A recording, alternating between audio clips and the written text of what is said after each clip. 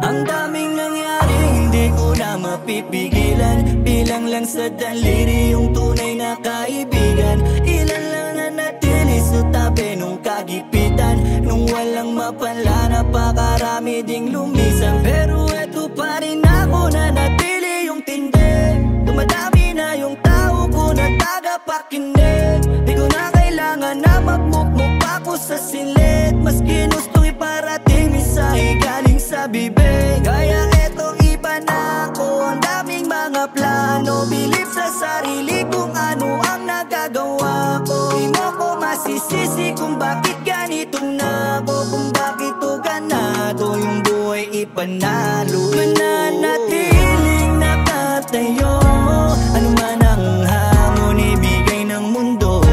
Lakas ng loob, paninindig ang buo. Mga nagawa isinapuso ko.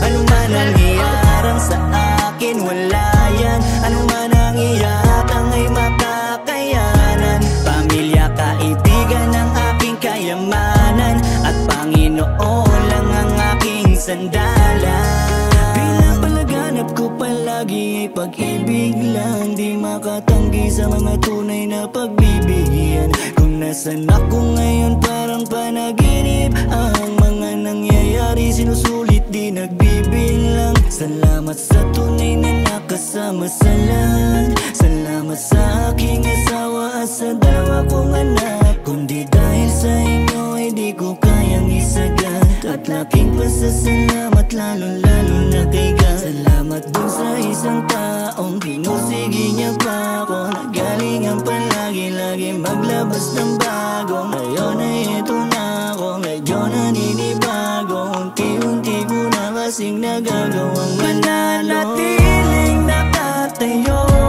Ano man ang hamon ibigay ng mundo. Lakas ng loob, paninindig ang buo. Mga nagawa isinapuso ko. Ano man ang iyarang sa akin, wala yan. Ano man ang iyatang ay makakayanan. Pamilya, kaibigan ang aking kayamanan. At Panginoon lang ang aking sandalan. Mananatiling nakatayo. Ano man ang hamon ibigay ng mundo. Lakas ng loob, paninindig ang buo. Mga nagawa isinapuso ko. Ano man ang iyarang sa akin, wala yan. Ano man ang iyatang ay makakayanan. Pamilya, kaibigan ang aking kayamanan. At Panginoon lang ang aking sandalan.